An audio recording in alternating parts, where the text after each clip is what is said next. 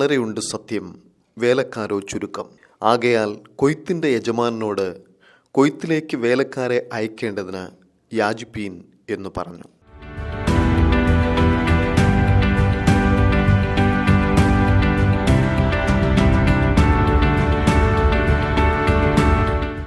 Price the Lord. കർത്താവ് യേശു ക്രിസ്തുവിന്റെ നാമത്തിൽ കൊയ്ത്തിന്റെ വേലക്കാർ എന്ന ഈ പ്രോഗ്രാമിലേക്ക് ഞങ്ങൾ എല്ലാവരും ഹാർദവമായി സ്വാഗതം ചെയ്യുകയാണ്. കഴിഞ്ഞ ദീർഘ ആഴ്ചകൾ ഓരോരോ അഭിഷക്തന്മാരുടെ അനുഭവങ്ങൾ ഈ ഹാർവസ്റ്റ് ടി വിയിൽ കൂടെ നമ്മൾ സംപ്രേഷണം ചെയ്യാറുണ്ട്. അനേകം ആളുകൾക്ക് അത് അനുഗ്രഹമായി തീരുന്നു എന്നറിയുന്നതിൽ ഞങ്ങൾ ദൈവത്തിന് മഹത്വം കൊടുക്കുന്നു. അനേകർ ദൈവത്തിന് വേണ്ടി പ്രയോജനപ്പെടുവാൻ തങ്ങളെ തന്നെ സമർപ്പിക്കുന്നു എന്നുള്ള ഫോൺ കോളുകൾ ഞങ്ങൾ കേൾക്കുമ്പോൾ ഞങ്ങൾ ദൈവത്തിന് മഹത്വം കൊടുക്കാറുണ്ട്. ഈ പ്രോഗ്രാമുകൾ നിശ്ചയമായിട്ടും നിങ്ങളുടെ ജീവിതത്തെ ഒന്നുകൂടെ ഒരു കർത്താവിന് വേണ്ടി പ്രയോജനപ്പെടത്തക്കവണ്ണം ഒരു ഇൻസ്പിറേഷൻ ആകും എന്ന് ഞങ്ങൾക്ക് സംശയമേ ഇല്ല. ഇന്ന് നമ്മുടെ മധ്യേ തൻ്റെ അനുഭവങ്ങൾ ഷെയർ ചെയ്യുവാൻ നമ്മോടൊപ്പം ഇന്ന് ഉള്ളത് കർത്താവിന് വേണ്ടി ശക്തമായി പ്രയോജനപ്പെടുന്ന കർണാടകത്തിൽ നിന്നാണ് ഒരു മലയാളി പാസ്റ്ററിനെ കർത്താവ് തന്നിരിക്കുന്നത്. ഒരുപക്ഷെ ഞാൻ ഈ പാസ്റ്ററിനെ കുറിച്ച് പറയുമ്പോൾ പെട്ടെന്ന് ചിലർക്ക് അറിയത്തില്ല ഈ പാസ്റ്റർ ആരാന്ന്. പക്ഷേ ഈ പാസ്റ്ററിൻ്റെ പിതാവിനെ കുറിച്ച് പറഞ്ഞാൽ നിങ്ങൾക്ക് പെട്ടെന്ന് മനസ്സിലാകും.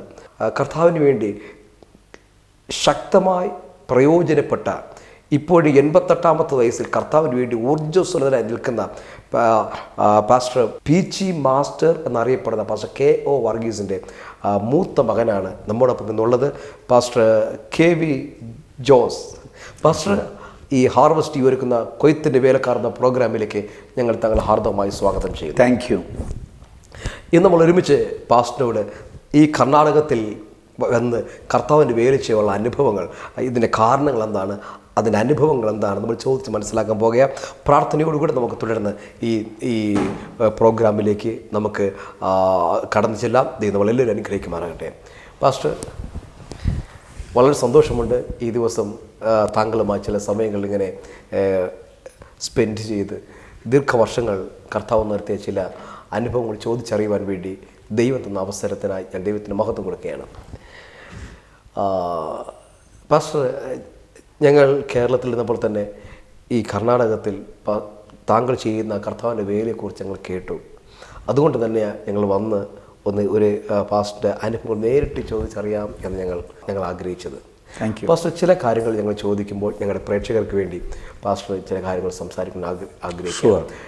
പാസ്റ്റർ എങ്ങനെയാണ് ഈ രക്ഷയുടെ അനുഭവത്തിലേക്ക് കടന്നു വരുന്ന അനുഭവങ്ങൾ എന്താണെന്ന് ആദ്യമായി ഒന്ന് ഷെയർ ചെയ്യാമോ? ഞാൻ ഒരു ക്രൈസ്തവ പെന്തക്കോസ്ത് കുടുംബത്തിൽ ഒരു ഫെയ്ത്ത് ഹോമിൽ ജനിച്ച് വലുതാകാൻ ദൈവം എനിക്ക് ഭാഗ്യം തന്നു. എന്നാൽ ഞാൻ രക്ഷിക്കപ്പെട്ടിരുന്നില്ല.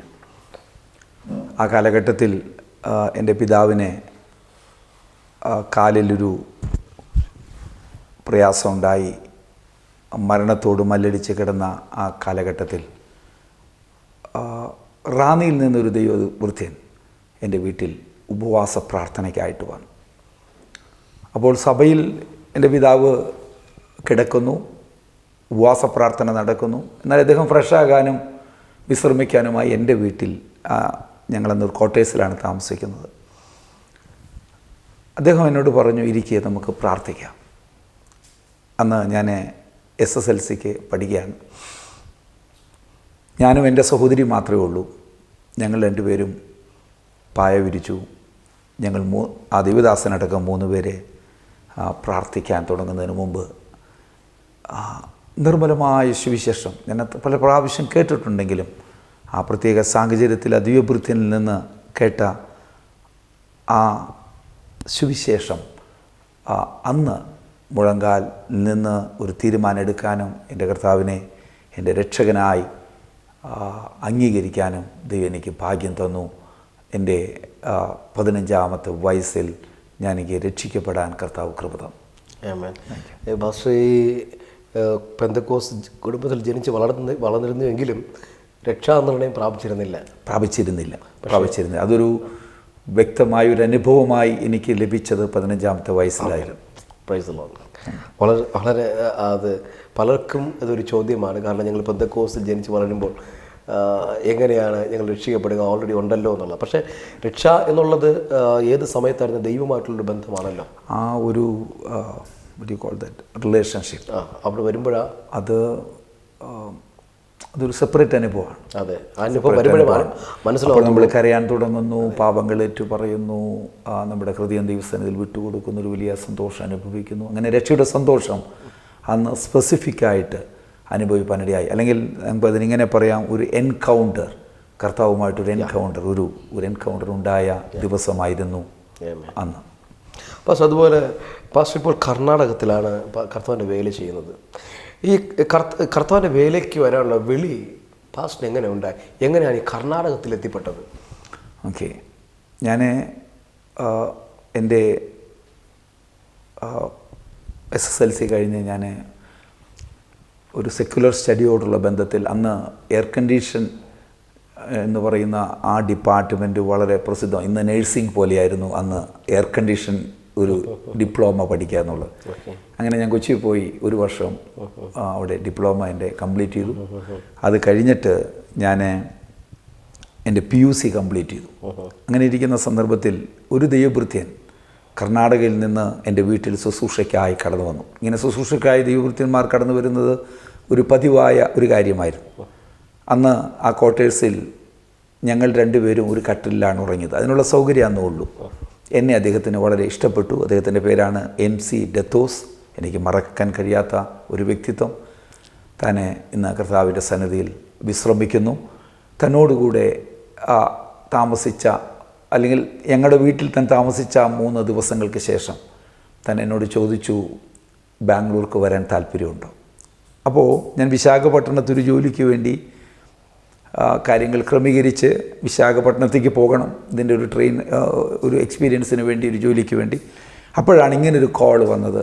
അങ്ങനെ ആ ദൈവദാസൻ സ്വന്തം മകനെ പോലെ എന്നെ ക്ഷണിക്കുകയും അങ്ങനെ ഞാൻ കർണാടകത്തിൽ വരാൻ കർത്താവ് ഒരു വഴിയൊരുക്കുകയും ചെയ്തു, എൻ്റെ ജോലിയോടുള്ള ബന്ധത്തിൽ. അങ്ങനെ ജോലിക്ക് വേണ്ടി വന്നു. ഞാൻ ജോലിയിൽ പ്രവേശിച്ചു.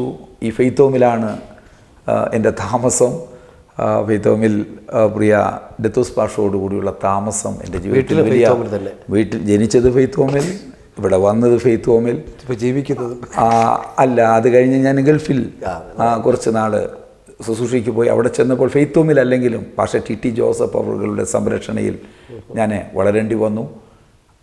അത് കഴിഞ്ഞ് ഞാൻ എൻ്റെ ജോലി രാജിവെച്ച് ഞാൻ കർണാടകയിലേക്ക് വരാൻ ഒരു അവസരമുണ്ടായി. അത് കുറിച്ച് വിവരിക്കേണ്ട ഒരു വിഷയമാണ്. ഒരു ന്യൂ ഇയർ ഡേ, അന്നത്തെ ന്യൂ ഇയർ രാവിലെ ഞങ്ങൾ തുടങ്ങിയാൽ ഏർലി മോർണിംഗ് വരെ തുടരും അവിടെ ബഹ്റിനിൽ. അവിടുത്തെ ആരാധനകൾ തീയാണെന്ന് പറയാം, അത്ര ശക്തമായ ആരാധന. ആ സന്ദർഭത്തിൽ ഒരു സായിപ്പ് അവിടെ വചനം ശുശ്രൂഷിപ്പാൻ കടന്നു വന്നു. അദ്ദേഹം വചനം ശുശ്രൂഷിച്ചുകൊണ്ടിരുന്നപ്പോൾ ഒരു വലിയ ആത്മഭാരം പരിശുദ്ധാത്മാവിൻ്റെ ഹൃദയത്തിൽ തന്നു. കർണാടകയിൽ മടങ്ങിച്ചെല്ലണമെന്നും കർണാടകയിലെ വേലയ്ക്ക് കൈത്താങ്ങൽ കൊടുക്കണമെന്നും അന്ന് തീരുമാനിക്കുകയും അങ്ങനെ ഞാൻ എൻ്റെ ജോലി എനിക്ക് തിരിച്ച് ചെല്ലാമായിരുന്നിട്ട് പോലും വീണ്ടും മടങ്ങിപ്പോകാതെ നേരെ ഞാൻ ആയിരുന്ന ബാംഗ്ലൂരിലേക്ക് മടങ്ങി വന്നു. അങ്ങനെ വന്ന സമയത്ത് തന്നെയാണ് TT ജോസഫ് പാഷും ബഹ്റിൽ നിന്ന് കർണാടകയിലേക്ക് വന്നത്. താൻ വന്ന ഉടനെ ആദ്യം ആരംഭിച്ചതൊരു ബൈബിൾ കോളേജായിരുന്നു. ആ കർണാടക ബൈബിൾ കോളേജിൽ നിന്നറിയപ്പെടുന്ന, അന്ന് കർണാടക ബൈബിൾ സ്കൂൾ എന്നറിയപ്പെടുന്ന ആ സ്ഥാപനത്തിലെ പ്രഥമ വിദ്യാർത്ഥിയായി ഞാൻ ജോയിൻ ചെയ്തു. ഏകദേശം 25ഓളം സ്റ്റുഡൻസ് അന്ന് ദൈവവചനം ആ ബാച്ചിൽ 2 വർഷത്തെ ഡിപ്ലോമ കോഴ്സ് പഠിക്കാൻ ഞങ്ങൾക്ക് ദൈവം അവസരം തന്നു. അങ്ങനെയാണ് കർണാടകയിലെ വേലയിലേക്ക് പ്രവേശിക്കാൻ ഒരു വാതിൽ എനിക്ക് തുറന്നു കിട്ടിയത്. Pastor TT Joseph. Pastor TT Joseph ഇന്നൊക്കെ നിത്യത്തിൽ വിശ്രമിക്കുന്നു തന്നെ. പാസ്റ്റർ, അതുപോലെ കർണാടകയിൽ പാസ്റ്റർ ബൈബിൾ പഠനം പഠിച്ചു കഴിഞ്ഞിട്ട് എന്തെങ്കിലും ദൈവിക ദർശനം ഉണ്ടായിട്ടാണോ ഇവിടെ വേല ആരംഭിച്ചത്? അതൊരു വലിയ ചരിത്രമാണ്. കർണാടകയിലെ ബൈബിൾ കോളേജിലെ പഠനം ഉടനെ TT ജോസഫ് പാസ്റ്റർ എന്നോട് പറഞ്ഞു, അശ്വത് നഗർ എന്ന് പറഞ്ഞൊരു സ്ഥലമുണ്ട്, നീ അവിടെ പോയി, അവിടെ ഇപ്പോൾ ഒരു പാസ്റ്റർ ഇല്ല ചില കാരണങ്ങളാൽ, അവിടെ പോയി ഒന്ന് ആ പ്രവർത്തനത്തിൽ നീ ഇൻവോൾവ് ആകണം എന്ന ഒരു ആശയം പറഞ്ഞു. ഞാൻ പാകത്തില്ല. എന്തുകൊണ്ട്? ഞാനിപ്പോഴുള്ള സഭയിൽ പാസ്റ്ററെ ഹെൽപ്പ് ചെയ്തുകൊണ്ട് ഞാനങ്ങ് പൊക്കോളാം, ഞാൻ ജോലി ചെയ്യുന്നു. അങ്ങനെ ഒരു സഭയുടെ ഒരു പാസ്റ്ററാകാൻ എന്നെക്കൊണ്ട് സാധ്യമല്ല. അപ്പോൾ അദ്ദേഹം എന്നോട് പറഞ്ഞു, നീ പോയിരുന്നു പ്രാർത്ഥിര്, എന്നിട്ട് അടുത്ത ആഴ്ച എന്നോടൊരു ആൻസർ പറഞ്ഞാൽ മതി പ്രാർത്ഥിക്കാനായിട്ട് ആ ഭക്തൻ എന്നോട് ആവശ്യപ്പെട്ടു. ആ ആഴ്ചയിൽ ഒരു വലിയ സംഭവം ഉണ്ടായി. എൻ്റെ ബിസിനസ്സിൽ വലിയ തകർച്ച ഉണ്ടായി. എൻ്റെ ഓഫീസ് ലോക്ക് ചെയ്യപ്പെട്ടു. എൻ്റെ ബിസിനസ് നഷ്ടമായി. ഞാൻ ഒന്നുമില്ലാത്തവനായി, എല്ലാം നഷ്ടപ്പെട്ടവനായി മിഷൻ റോഡിലുള്ള ആ ഫുട്പാത്തിൽ നിൽക്കുമ്പോൾ എൻ്റെ അകത്ത് ഒരു ദൈവശബ്ദം ഞാൻ കേട്ടു. ഞാൻ നിൻ്റെ അതിമഹത്തായ പ്രതിഫലമാകുന്നു എന്ന് അബ്രഹാമിനോട് പറഞ്ഞ ആ ഒരു ശബ്ദം. അപ്പോൾ എനിക്ക് മനസ്സിലായി, ഇതെല്ലാം നഷ്ടമായാലും ഞാൻ നിൻ്റെ കൂടെയുണ്ട്, ഞാൻ നിന്നെ കൈവിടില്ല. നെക്സ്റ്റ് ഡേ മോർണിംഗ് ഞാൻ ടി ജോസഫ് പാസ്റ്റർ വീട്ടിൽ മോസ്ക് റോഡിൽ ചെന്നു. ഞാൻ പൊക്കോളാച്ചാന്ന് പറഞ്ഞു. അങ്ങനെ അശ്വത് നഗറിൽ ഞാനും കുടുംബമായിട്ട് ഞങ്ങൾ ചെല്ലുമ്പോൾ 8 പേരുള്ള ഒരു സഭ, ഞങ്ങളടക്കം 10 പേരുള്ള ഒരു സഭയിൽ അങ്ങനെ ശുശ്രൂഷ ആരംഭിപ്പാൻ ദൈവം വഴിയൊരുക്കി. അല്ലാതെ ഒരു ദർശനമോ ഒന്നുമല്ല, സാഹചര്യങ്ങളുടെ സമ്മർദ്ദം, എന്നിലുണ്ടായിരുന്ന ആത്മഭാരം, ഇതെല്ലാം കൂടെ ചേർന്നപ്പോൾ അങ്ങനെ ആ സുവിശേഷ വേലയ്ക്ക് അവിടെ അന്ന് മുതൽ പ്രവർത്തനം ആരംഭിപ്പാൻ ദൈവം മുഖാന്തരം ഉണ്ടാക്കി. ആരുടെ പ്രേരണയാലല്ല ഈ സംഭവം? അല്ല, ദൈവം ഒരു നിമിത്തം വരുത്തി, ദൈവം ഒരു സാഹചര്യം ഉണ്ടാക്കി. ഞാൻ പറഞ്ഞല്ലോ, സാഹചര്യങ്ങളുടെ സമ്മർദ്ദം ചിലപ്പോൾ നമ്മെ ദൈവഹിതത്തിലേക്ക് തള്ളിക്കൊണ്ടുപോകും. ആമേൻ, സ്തോത്രം. അത് ബിസിനസ് തകർച്ചയിലേക്ക് വന്നു. തകർന്നു പെട്ടെന്ന് ഒരു ആഴ്ചക്കുള്ളിൽ സംഭവിച്ച ഒരു കാര്യമായിരുന്നു.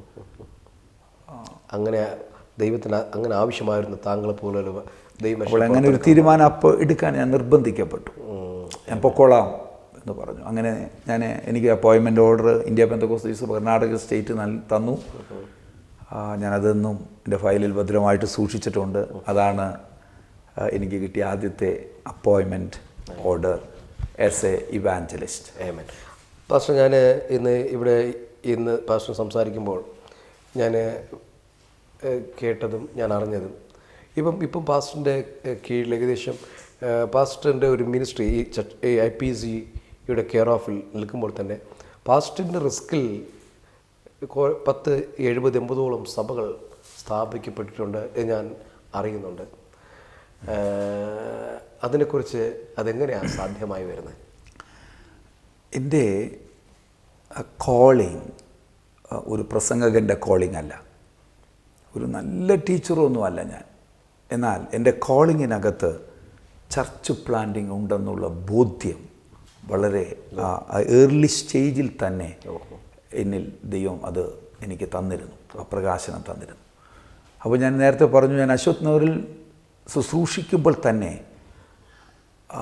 നാഗവാര എന്ന് പറയുന്ന ഒരു സ്ഥലത്ത് ഒരു 6 കിലോമീറ്റർ ദൂരയിൽ ഞാൻ മറ്റൊരു പ്രവർത്തനം ആരംഭിപ്പാൻ ഒരു വഴിയൊരുക്കി. കാരണം അശ്വത് നഗർ സഭയിലെ ഒരു എൽഡർ അവിടെയാണ് താമസിക്കുന്നത്. അപ്പോൾ ആ ചുറ്റുപാടുമുള്ള സ്ഥലങ്ങളിൽ ട്രാക്റ്റുകൾ കൊടുക്കുക, ജോർജ് കുട്ടി എന്ന് പറയുന്ന ആ സഹോദരനോട് ഒരുമിച്ച് വീടുകൾ വിസിറ്റ് ചെയ്യുക. അങ്ങനെ അവിടെ ഒരു പ്രയർ സെൽ ആരംഭിച്ചു. ഒരു കൊച്ചു ചർച്ച് പ്രാരംഭിക്കുവാൻ ദൈവം കൃപ തന്നു. അതേ സമയത്ത് തന്നെ ദൈവം മറ്റൊരു വഴി തുറന്നു. കോലാറിൽ ചില കുട്ടികൾ വന്നിട്ടുണ്ട് നേഴ്സിംഗ് പഠിക്കാനെന്നറിഞ്ഞു. എനിക്ക് തോന്നുന്നു ഇന്ത്യ പെന്തക്കോസ്ത് കർണാടക സ്റ്റേറ്റിലെ ആദ്യത്തെ കോളേജുകളുടെ മധ്യത്തിലെ വർക്ക് ഒരുപക്ഷെ ആരംഭിച്ചത് ഞാനായിരിക്കണം. ഏകദേശം 100ഓളം സ്റ്റുഡൻസ് അവിടെ ഉണ്ടായിരുന്നു. ഞാൻ ഒറ്റയ്ക്ക് നിന്ന് പറയാൻ കഴിയില്ല. ക്രിസ്തുവിൽ പ്രസിദ്ധനായ പാസ്റ്റർ TD തോമസ് ഒരാഴ്ച പോയാൽ ഒരാഴ്ച ഞാൻ പോവും. ഞങ്ങനെ അദ്ദേഹമായിരുന്നു എന്നത്തെ ഞങ്ങളുടെ സെൻറ്ററിൻ്റെ പാസ്റ്റർ. അങ്ങനെ അവിടെ കോലാറിൽ ശക്തമായൊരു പ്രവർത്തനം ഉണ്ടാകാനിടയായി. ഇന്ന് കോലാറിൽ കൊച്ചുമോൻ എന്ന് പറയുന്ന ദേവദാസൻ്റെ കീഴിൽ ഒരു 35-40ഓളം പ്രവർത്തനങ്ങൾ ഉണ്ടാകത്തക്കവണ്ണം സഭയെ കേന്ദ്രീകരിച്ച് 35ഓളം പ്രവർത്തനങ്ങൾ. ഞാനുള്ള സമയത്തല്ല, എനിക്ക് ശേഷം പല ദേവദാസന്മാർ വന്നു. എന്നാൽ അതിൻ്റെ ആരംഭം കുറിക്കാൻ ദൈവം എന്നെ ഉപയോഗിച്ചു. ഇവിടുന്ന് 65 കിലോമീറ്റർ ദൂരം യാത്ര ചെയ്ത്. അപ്പോൾ നിങ്ങൾ ചിന്തിച്ചാൽ മതി, രാവിലെ 7 മണിക്ക് വീട്ടിൽ നിന്ന് പുറപ്പെട്ടാൽ അശ്വത് നഗർ ചെല്ലുക, അവിടുന്ന് നാഗവാര വരിക, ഫുഡ് നാഗവാരയിൽ കഴിക്കുക. ഞങ്ങൾ കുറേ ഫുഡ് കൊണ്ടുപോകും. ഒരു സ്നേഹവിരുന്നാണ്. അവിടെയുള്ള സഹോദരൻ കുറേ ഫുഡ് ഒരുക്കും, ഞങ്ങൾ ഒരുമിച്ച് കഴിക്കും. ഉടനെ തന്നെ ട്രാക്റ്റുമായിട്ട് ഇറങ്ങും. അത് കഴിഞ്ഞ് ഞങ്ങൾ കോലാറിൽ പോകും. കോലാറിൽ നിന്ന് വണ്ടി വീട്ടിലെത്തുമ്പോൾ രാത്രി 10 മണിയാവും. അങ്ങനെ ഒരു ഹാർഡ് വർക്ക് ചെയ്യാൻ ആ കാലഘട്ടങ്ങളിൽ ദൈവം എനിക്ക് കൃപ തന്നു. ഇന്നും നാഗവാരയിലെ സഭ ശക്തമായൊരു സഭയുണ്ട്. കോലാറിൽ ആ പ്രവർത്തനം മറ്റൊരു തലത്തിലേക്ക് കൊച്ചുമോൻ പാസ്റ്ററുടെ നേതൃത്വത്തിൽ ഡെവലപ്ഡായി 30-35ഓളം പ്രവർത്തനങ്ങൾ ഇന്ന് കോലാറിലുണ്ട്. എന്നാൽ അതിന് പൈനറിയാൻ ദൈവം ഞങ്ങളെ കുടുംബമായിട്ട് ഉപയോഗിച്ചു. ചെറുപ്രായത്തിൽ മീൻസ് ഈ കർത്താവിൻ്റെ വേലയ്ക്ക് വിളിച്ചപ്പോൾ തന്നെ ഇങ്ങനൊരു ഉള്ളിലൊരു ഒരു അറിവുണ്ടായിരുന്നു, കർത്താവ് വിളിച്ചിരിക്കുന്ന സഭ സ്ഥാപിക്കാൻ വേണ്ടിയാണെന്ന്. ഓക്കെ, പ്ലാൻ അത് ചെയ്യാൻ വേണ്ടിയാണ്. ആ സമയത്ത് എനിക്കില്ലെങ്കിലും ഞാൻ ഇവിടുത്തെ പഠനത്തിന് ശേഷം ന്യൂ ലൈഫ് കോളേജിൽ ഡോക്ടർ താന്നിക്കൽ സാറുടെ ബൈബിൾ കോളേജിൽ ചേർന്ന് പഠിച്ചുകൊണ്ടിരിക്കെ ഒരു ദിവസം ഒരു സംഭവം ഉണ്ടായി. എന്നെ കരയിച്ചൊരു സംഭവം ഉണ്ടായി. ചാപ്പൽ നടന്നുകൊണ്ടിരിക്കുമ്പോൾ അന്ന് ഒരു പറ്റം മിഷണറിമാർ ലോകത്തിൻ്റെ വിവിധ ഭാഗങ്ങളിൽ നിന്ന് ഈ കോളേജ് വിസിറ്റ് ചെയ്യാൻ വന്നിട്ടുണ്ട്. ഡോക്ടർ താന്നിക്കൽ സാറുടെ മകള് അവരെല്ലാം വിദേശത്ത് നിന്ന് വന്നിട്ടുണ്ട്. അപ്പോൾ ചാപ്പൽ അവർ വളരെ മനോഹരമായ ഇംഗ്ലീഷ് ഗാനങ്ങൾ പാടി ഞങ്ങൾ ഒരുമിച്ച് ഇങ്ങനെ ആരാധിച്ചു കൊണ്ടിരിക്കെ പെട്ടെന്ന് ഒരു സഹോദരി അന്യഭാഷകളിൽ സംസാരിക്കാൻ തുടങ്ങി. അപ്പോൾ താന്നിക്കൽ സാറുടെ ബൈബിൾ കോളേജിൽ അങ്ങനെ ഒരു എക്സ്പീരിയൻസ് എനിക്ക് പ്രതീക്ഷിക്കാൻ മേല. കാരണം ബൈബിൾ കോളേജിന് അതിൻ്റേതായ ഒരു രീതിയും ഒരു കാത്തിരിപ്പ് യോഗമൊന്നും അല്ലല്ലോ. എന്നാൽ ഒരു പ്രത്യേക അന്തരീക്ഷത്തിലേക്ക് ആ മീറ്റിംഗ് പോയി. പെട്ടെന്ന് അവരുടെ ഒരു രീതി നമ്മുടെ രീതി പോലെയല്ല. എല്ലാവരും സൈലൻ്റായി. ആ ഒരു സഹോദരി മാത്രം അന്യഭാഷകളിൽ സംസാരിച്ചു കൊണ്ടിരുന്നു. അവർ സംഭാഷണം നടത്തിക്കഴിഞ്ഞപ്പോൾ ഒരു യൗവനക്കാരനായ സായിപ്പ്, ആ മനുഷ്യൻ എൻ്റെ അടുക്കിലേക്ക് വരുന്നു. ഞാൻ കണ്ണടച്ചിരിക്കുകയാണ്. ഞങ്ങളിങ്ങനെ ആരാധിച്ചുകൊണ്ടിരിക്കുകയാണ്. ഞാൻ 3ാമത്തെ ആ റോയിലാണ് ഇരിക്കുന്നത്. 3ാമത്തെ ബെഞ്ചിൽ 3ാമത്തെ വ്യക്തിയായിട്ടാണ് ഇരിക്കുന്നത്. ഇദ്ദേഹം എൻ്റെ അടുക്കൽ വന്ന് എൻ്റെ തോളത്തിങ്ങനെ തട്ടിയിട്ട് പറഞ്ഞു, ജോലിയോടുകൂടെ എൻ്റെ വേല ചെയ്യുവാൻ ഞാൻ നിന്നെ കണ്ടിരിക്കുന്നു. അപ്പോൾ ഇംഗ്ലീഷിൽ അയാൾ എന്നെ ആയുസ്സിൽ ആദ്യം കാണുകയാണ്. അത് എനിക്ക് ഒരു ഉറപ്പ് തന്നു. പ്രൈസ് ജോലിയോടുകൂടെ സുവിശേഷം. 2ാമത്തേത്, സഭകൾ സ്ഥാപിക്കത്തക്കവണ്ണം ഞാൻ നിന്നെ ഉപയോഗിക്കുമെന്ന് ദൈവത്തിൻ്റെ ആത്മാവ് ആലോചന പറയും. ഒരു മലയാളത്തിലോ കന്നഡത്തിലോ അല്ല, ഇംഗ്ലീഷിൽ അദ്ദേഹം പറഞ്ഞ് ഞാൻ കരയുവാൻ തുടങ്ങി. കാരണം എൻ്റെ മനസ്സിലുള്ള കാര്യത്തെ പരിശുദ്ധാത്മാവ് വളരെ ശക്തമായി അത് ഉണർത്തിച്ചു. ഈ കഴിഞ്ഞ ദിവസം അവരൊരു മാഗസിൻ ഇറക്കിയപ്പോൾ എൻ്റെ അനുഭവം വിവരിക്കാൻ അവിടുത്തെ അധികാരികൾ പറഞ്ഞു, ഞാൻ ആ മാഗസിനിൽ ഈ അനുഭവം എഴുതി അത് പ്രിൻ്റ് ചെയ്ത് വന്നിട്ടുണ്ട്. ദൈവത്തിന് സ്തോത്രം. പാസ്റ്റർ, അതുപോലെ ഈ പാസ്റ്റർ പറഞ്ഞല്ലോ സുവിശേഷ വേലയോടൊപ്പം ജോലി ചെയ്യുന്നുവെന്ന്. അപ്പോൾ ഇന്ന് നമുക്ക് ഇതൊരു പ്രത്യേക കോളിംഗ് ആണോ, അതോ എല്ലാവർക്കും ഈ ജോലി കർത്താവിൻ്റെ വേലയോടൊപ്പം ജോലി ചെയ്യാൻ പറ്റുമോ? അതിനെക്കുറിച്ച് പാസ്റ്ററിൻ്റെ it's a depends upon the call.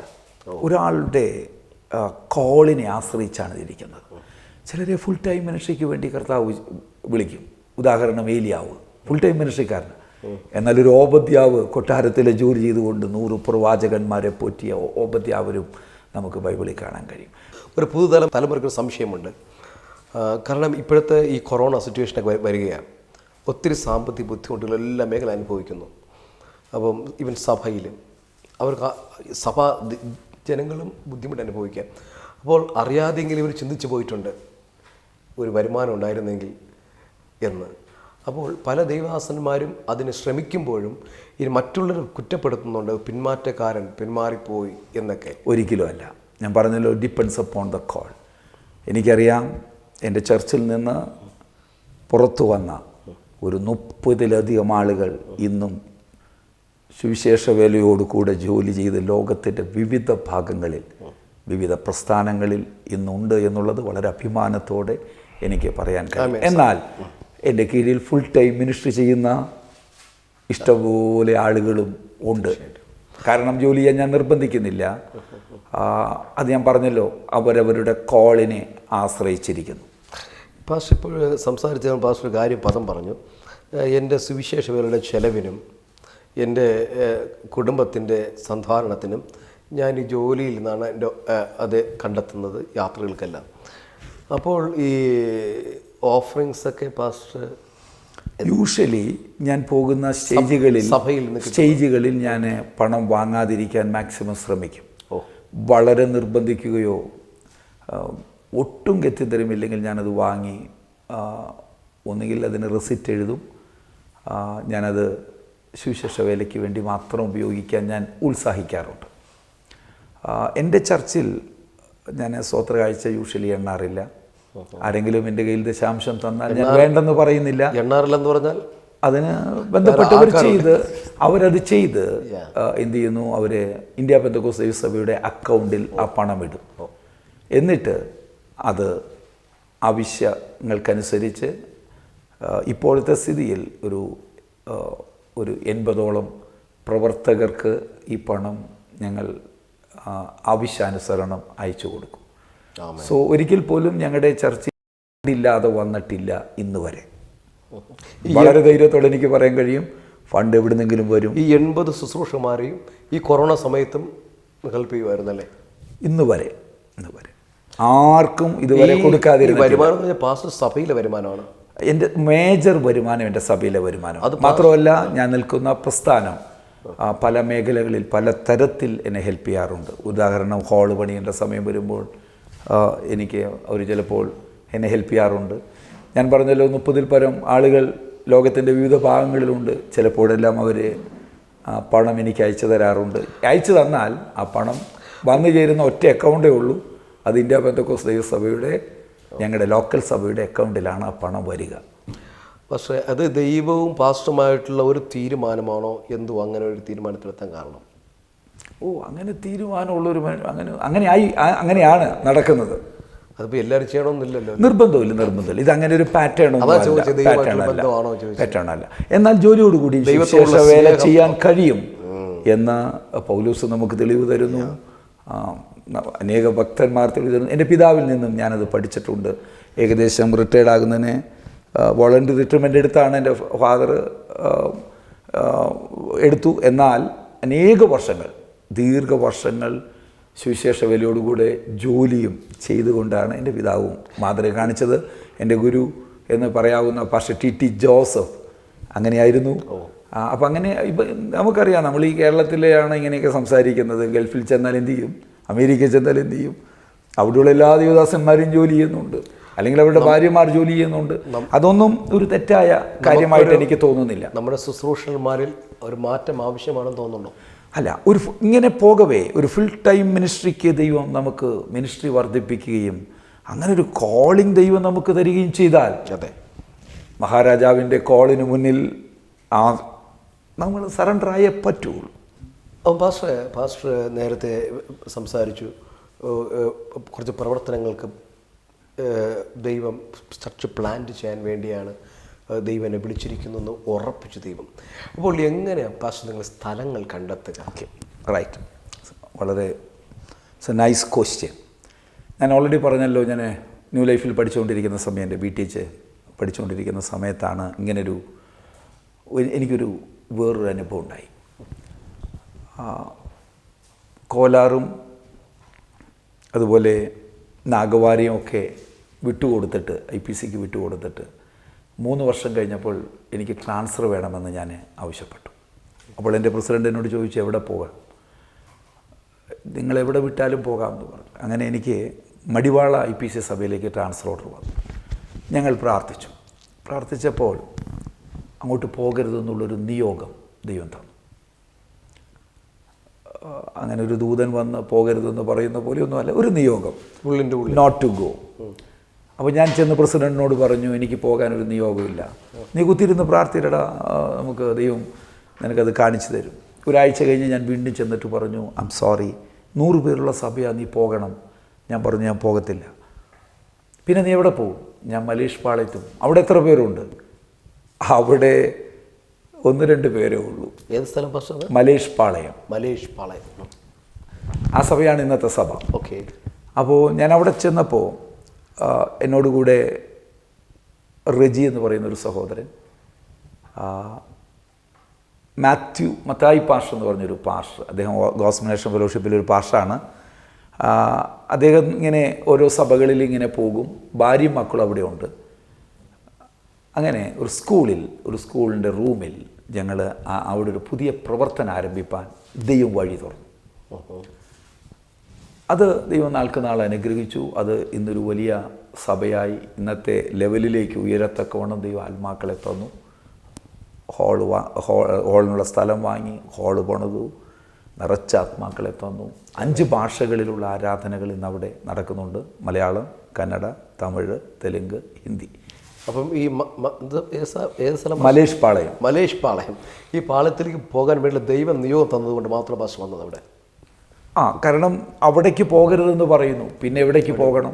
അപ്പോൾ നമ്മൾ ഒരു പ്രയർ സെല്ല് നടത്തുന്ന മലേഷ് പാളയത്തിലേക്ക് പോകാൻ, ഞാൻ പറഞ്ഞില്ലേ, എനിക്കെപ്പോഴും സാഹചര്യങ്ങളുടെ സമ്മർദ്ദമാണ് പലപ്പോഴും എന്നെ ദൈവഗീതത്തിലേക്ക് നയിക്കുന്ന ഒരു മാർഗം. റൈറ്റ്. അങ്ങനെ ഇരിക്കെ ഈ മത്തായി പാസ്റ്റർ ട്രാൻസ്ഫറായി. അദ്ദേഹം കൂർഗിലേക്ക് പോയി. അതൊരു നിമിത്തമായിരുന്നു. അപ്പോൾ കൂർഗിൽ ചെന്നിട്ട് അദ്ദേഹം പറഞ്ഞു, പാസ്റ്റർ ഒരു ദിവസം കൂർഗിൽ വരണം. ഞാൻ പറഞ്ഞു, എനിക്ക് ഇവിടെ ഇഷ്ടം പോലെ ജോലിയുണ്ട്, ഞാൻ വരത്തില്ല, കൂർഗിലൊന്നും വരുന്നില്ല. അവിടെ ഒരു പ്രവർത്തനം തുടങ്ങാനൊരു സാധ്യതയുണ്ട്. കൂർഗ് എന്ന് പറഞ്ഞാൽ ഈ സഭയിൽ നിന്ന് ഇവിടെ നിന്ന് 280 കിലോമീറ്റർ അകലെയുള്ളൊരു സ്ഥലമാണ്. 280 കിലോമീറ്റർ. അതെ. അപ്പോൾ ഞാൻ പലപ്പോഴും കൂർഗിൽ പോയിട്ടുണ്ടെങ്കിലും സുവിശേഷ വേലയ്ക്ക് പോയിട്ടില്ല. അപ്പോൾ അവിടേക്ക് പോകാനുള്ളൊരു വഴി ഈ മത്തായി പാസ്റ്റർ എനിക്ക് തന്നു. അദ്ദേഹത്തിന് അവിടെ പൈലി എന്ന് പറയുന്നൊരു ദൈവദാസനെ പരിചയപ്പെട്ടു. പൈലിയെക്കുറിച്ച് നിങ്ങൾ കേൾക്കേണ്ടതാണ്, കാരണം നിങ്ങൾക്ക് ഇൻ്റർവ്യൂ ചെയ്യാൻ കഴിയത്തില്ല, അദ്ദേഹം നിത്യതയിൽ നിന്ന് വിശ്രമിക്കുന്നു. പൈലി എന്ന് പറയുന്ന ദൈവദാസൻ തൻ്റെ 60ാമത്തെ വയസ്സിൽ കൂർഗിൽ വന്നു. എന്നിട്ട് കന്നഡ പഠിച്ചു, അവിടെ ഒരു സഭ സ്ഥാപിച്ചു. ഇപ്പോൾ തനിക്ക് ഹാർട്ട് സംബന്ധമായ പ്രശ്നങ്ങളുണ്ട്. തന്നെ കോട്ടയത്ത് മെഡിക്കൽ കോളേജിൽ ചെക്കപ്പ് ചെയ്തു. ഡോക്ടർ പറഞ്ഞു കുഴപ്പമൊന്നുമില്ല, പ്രയാസമൊന്നുമില്ലെന്ന് പറഞ്ഞു. അങ്ങനെ പൈലി പാസ്റ്റർ തിരിച്ച് കൂർഗിൽ വന്ന സമയത്താണ് എന്നെ വിളിപ്പിച്ചത്. പൈലി പാസ്റ്ററുടെ മകള് കോലാറിലെ എൻ്റെ ഒരു വിശ്വാസിയായിരുന്നു. അവിടെ ചെന്ന് പൈലി പാസ്റ്ററെ കണ്ടു ആദ്യമായിട്ട്. അപ്പോൾ മീറ്റിംഗ് 10 മണിക്ക് തുടങ്ങണം, ഞാൻ 9:30 എത്തി. എല്ലാവരുടെയും സാന്നിധ്യത്തിൽ അദ്ദേഹം എന്നോട് പറഞ്ഞു, പാസ്റ്ററെ ഞാൻ മരിക്കും. ഞാൻ പറഞ്ഞു, എല്ലാവരും മരിക്കും. അതെ, എല്ലാവരും മരിക്കും വെച്ചാ. ഞാൻ നിന്നെക്കുറിച്ച് കേട്ടിട്ടുണ്ട്, നിൻ്റെ അപ്പനെ എനിക്കറിയാം. എൻ്റെ മകൾ നിൻ്റെ ചർച്ചിലുണ്ടായിരുന്നു കോലാറിൽ നഴ്സിംഗ് പഠിക്കുമ്പോൾ. എന്നാൽ ഞാൻ ഇന്ന് ദൈവ ദൂത് പറയുന്നു, ഞാൻ ഈ ദിവസങ്ങളിലൊന്നിൽ മരിക്കും. ഞാൻ പറഞ്ഞു, അങ്ങനെയൊക്കെ പറയാതെ. ഇല്ല, ഈ വേല നീ ഏറ്റു നടത്തണമെന്ന് ദൈവാത്മാവ് എനിക്ക് ഉൾപ്രേരണ തരുന്നു. അങ്ങനെയാണ് ഞാൻ കൂർഗിലേക്ക് ചെല്ലുന്നത്.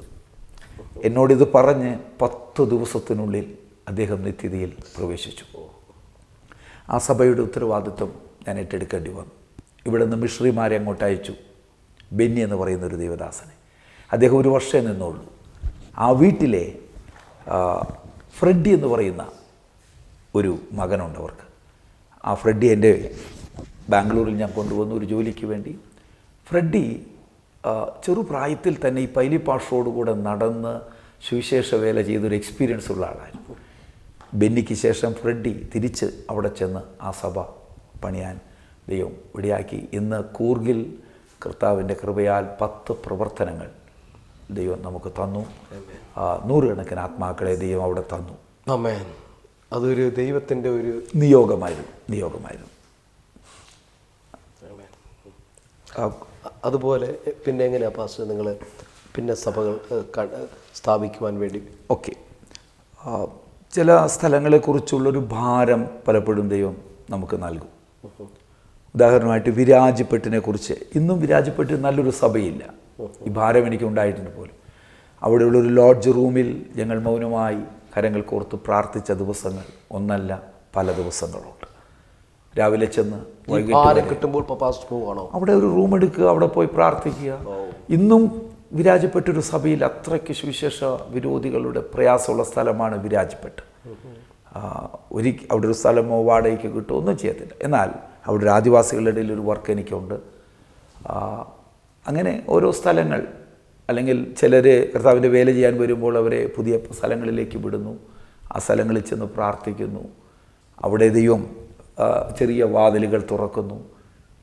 അതിൻ്റെ ഫിനാൻഷ്യൽ സപ്പോർട്ട് എൻ്റെ ചർച്ചിൽ നിന്ന് ഞങ്ങൾ അയച്ചു കൊടുക്കുന്നു. വാടകയ്ക്ക് വീടെടുക്കുന്നു, ചിലപ്പോൾ വീട് മാറേണ്ടി വരുന്നു.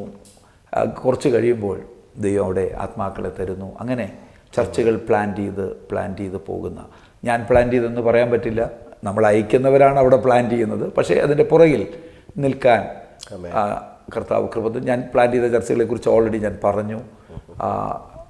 ഇപ്പോഴുള്ള മലേഷ് പാളയം ചർച്ച്, അതുപോലുള്ള ചർച്ചകളുണ്ട്. എന്നാൽ എല്ലാ ചർച്ചിലെയും ക്രെഡിറ്റ് ഒന്നും എടുക്കാൻ പറ്റത്തില്ല. മറ്റ് ദൈവദാസന്മാരുടെ ഹാർഡ് വർക്കാണ് ഇങ്ങനെ വേലകളുണ്ട് കാരണമായത്. പാസ്റ്ററിന്റെ മിനിസ്ട്രിയിൽ നിന്ന് അയക്കുന്നവരല്ലേ അയക്കുകയും സപ്പോർട്ട് ചെയ്യുകയും ചെയ്യുക, അവർ കർത്താവിന്റെ വേല ചെയ്യും. ഓക്കെ. അപ്പോൾ എനിക്ക് ഈ ശുശ്രൂഷകന്മാരെ കണ്ടെത്താനും ഒരു ഒരു ഒരു കഴിവെന്ന് എനിക്ക് പറയാൻ പറ്റില്ല. ഒരു കൃപ ദൈവം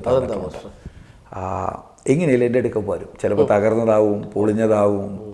അങ്ങനെ അവരെ ബിൽഡപ്പ് ചെയ്ത് കൊണ്ടുവന്ന് അവരെ ഒരു സ്ഥലത്തേക്ക് കൊണ്ടാക്കി അവരെ ബിൽഡ് ചെയ്ത് വരുന്ന ഒരു കൃപ ദൈവം തന്നിട്ടുണ്ട്. അതുപോലെ ഞാൻ പഠിച്ച ബൈബിൾ കോളേജിൽ നെക്സ്റ്റ് ഇയർ മുതൽ പഠിപ്പിക്കാൻ എനിക്ക് അവസരം കിട്ടി. ടി ജോസഫ് പാസ്റ്ററെ ഞാൻ ഈ സമയത്ത് ഓർക്കുന്നു. അങ്ങനെ ഈ വലിയൊരു ശിഷ്യ സമ്പത്ത് കർണാടകയിൽ എനിക്ക് ദൈവം തന്നു. അപ്പോൾ അതിൽ സെലക്റ്റായ ചിലരെ, എൻ്റെ അടുക്കൽ വരുന്ന ചിലരെ, അവരുടെ കഴിവ് നോക്കിയൊന്നുമല്ല, ഞാൻ ആക്സെപ്റ്റ് ചെയ്യും. അവരെ 2 പേരെ ഏതെങ്കിലും ഒരു സ്ഥലത്ത് കൊണ്ടാക്കും. അതിനൊരു വഴി ദൈവം എവിടെയെങ്കിലും തുറക്കും. കാരണം ഈ സഭയിൽ നിന്നൊരു വിശ്വാസി ചിലപ്പോൾ 20 കിലോമീറ്റർ ദൂരെ നിന്ന് വരുന്നുണ്ടാവും. അപ്പോൾ ഒരു ചെറിയ ഓപ്പണിംഗ് കിട്ടിയാൽ അവിടെ നമ്മൾ പെട്ടെന്ന് ചെല്ലുന്നു, അവിടെ വീടെടുക്കുന്നു, അവിടെ ആളുകളെ വിടുന്നു, ഉപവസിക്കുന്നു, പ്രാർത്ഥിക്കുന്നു. അവിടെ ചർച്ചുകൾ പ്ലാൻഡ് ആകാൻ എൻ്റെ ഈ സഹപ്രവർത്തകർ, ഇറ്റ്സ് എ ടീം വർക്ക്, സഹപ്രവർത്തകർ എൻ്റെ കൂടെ വിശ്വസ്തരായ കുറേ സഹപ്രവർത്തകരെ ദൈവം തന്നു. അവരാണ് ഈ വർക്കുകൾ നേതൃത്വം കൊടുക്കുന്നത്. പക്ഷേ ഇപ്പോൾ പാസ്റ്ററുടെ ഏകദേശം എത്ര ശുശ്രൂഷമാരുണ്ട്? 80 ശുശ്രൂഷകന്മാരെൻ്റെ കൂടെ ഉണ്ട്. 80 പേരുണ്ട്. എനിക്ക് ആന്ധ്രയിൽ, തെലങ്കാനയിൽ, ചിത്രദുർഗയിൽ, കൂർഗിൽ, ബാംഗ്ലൂരിൽ, ഇങ്ങനെ 5 സ്ഥലങ്ങളിലായി ഇവർക്കെല്ലാം ചെറുതും വലുതുമായ സപ്പോർട്ട് നിങ്ങൾ കൊടുക്കുന്നുണ്ട്. ഈ 80-ൽ ഒരു 6 പേരെ ഞാൻ സപ്പോർട്ട് ചെയ്യുന്നില്ല. അവരൊരു ഇവാഞ്ചലിസ്റ്റ് എന്നുള്ള നിലയിൽ ഉള്ളവരാണ്. അവർ എന്താ പറയുന്നത്, അവർ വെൽ സെറ്റിൽഡാണ്. ഓക്കെ. എന്നാൽ അവർക്കൊരു കാർഡ് ഞാൻ കൊടുത്തിട്ടുണ്ട്. അവർ സുവിശേഷ വേല ചെയ്യുന്നുണ്ട്, പല തലത്തിൽ ചെയ്യുന്നുണ്ട്. എന്നാലും ഒരു 75 പേരെ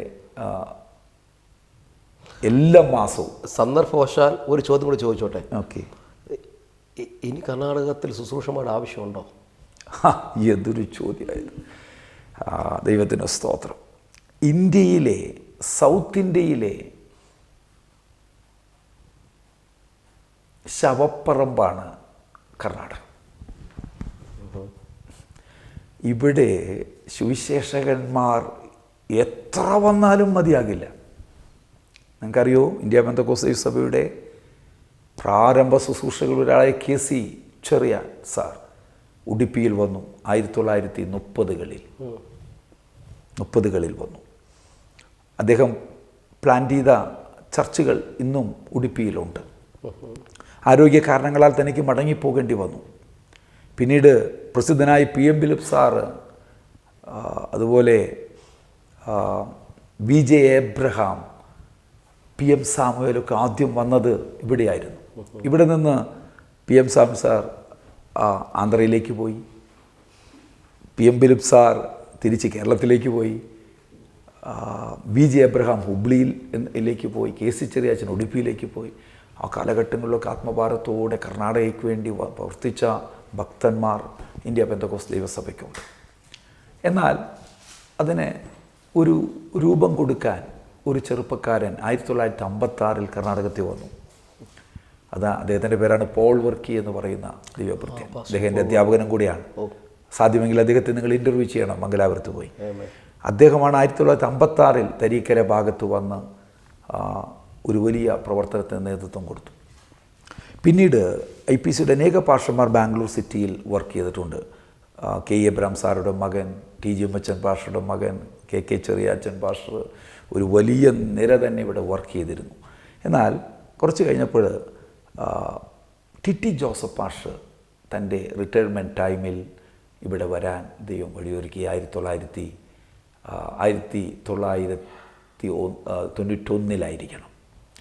അതുവരെ അദ്ദേഹം ഇവിടെ വന്നും പോവുകയും ഇവിടുത്തെ വേലകളെ സഹായിക്കുകയും ചെയ്തിരുന്നു. അദ്ദേഹമാണ് ഇവിടുത്തെ പ്രവർത്തനങ്ങൾക്കൊരു രൂപരേഖ ഉണ്ടാക്കി തന്ന മനുഷ്യൻ. ഇവിടെ ഇന്നത്തെ പ്രസിഡന്റ് പാസ്റ്റർ KS ജോസഫ് ആ കാലത്ത് ഇവിടുത്തെ സഭയിലെ പാസ്റ്ററായിരുന്നു, IPCയിലെ അനേക ദൈവദാസന്മാർ ഇവിടെ ശുശ്രൂഷിച്ചിട്ടുണ്ട്. അവരുടെ രക്തം വിയർപ്പാക്കിയ മണ്ണായി കർണാടകം. എന്നാൽ ഒരു ഹാർഡായ ഫീൽഡാണ് ഈ കർണാടകം. കമ്പയർ ടു തമിഴ്നാട്, കേരളം ഒക്കെ കമ്പയർ ചെയ്താൽ ഇത് വളരെ ഹാർഡായ ഒരു ഫീൽഡായി കർണാടകം. എന്നാൽ ഇവിടെ ഇഷ്ടംപോലെ സുവിശേഷകരെ ആവശ്യമുണ്ട്. 30,000 ഗ്രാമങ്ങൾ. ഇന്നും ദേവദാസി സമ്പ്രദായം നിലവിലുള്ളൊരു സ്ഥലമാണ് കർണാടകം. നഗ്നപൂജ നടക്കുന്ന സ്ഥലമാണ് കർണാടകം. വിഗ്രഹാരാധനകളുടെയും മന്ത്രവാദത്തിൻ്റെയൊക്കെ ശക്തമായ വേരോട്ടമുള്ള വളരെ ഹാർഡായ ഒരു ഫീൽഡാണ് ഈ കർണാടകം എന്ന് പറയുന്നത്. ഇവിടെ സുവിശേഷകന്മാരെ ആവശ്യമുണ്ട്.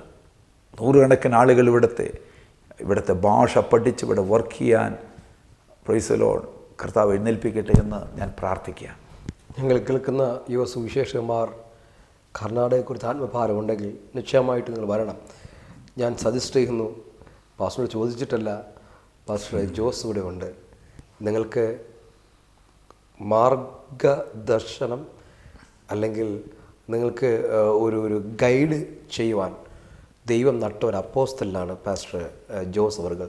സോ നിങ്ങൾക്ക് ആർക്കെങ്കിലും കർണാടകത്തെക്കുറിച്ചുള്ള ആത്മഭാരം ഉണ്ടെങ്കിൽ നിശ്ചയമായും വരണം. പാസ്റ്റർമാർ നിങ്ങൾ കോൺടാക്ട് ചെയ്യണം.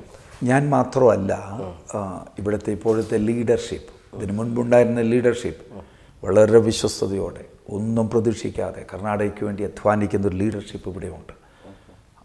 സോ ആര് വന്നാലും ഇന്ത്യ ഞങ്ങൾക്ക് നിങ്ങളെ സ്വീകരിക്കാൻ മനസ്സുണ്ട്. ഏത് സപ്പോർട്ടും നിങ്ങൾക്ക് തരാൻ ഞങ്ങൾ തയ്യാറാണ്. പൈനർ വേലയ്ക്ക് വിളിയുള്ള ആളുകൾ മുന്നോട്ട് വന്നാൽ you are welcome.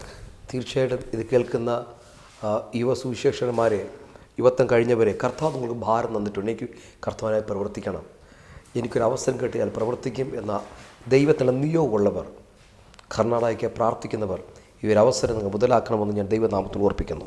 Pastor praise. അതുപോലെ തന്നെ പാസ്റ്ററിൻ്റെ അടുത്തൊരു ചോദ്യം.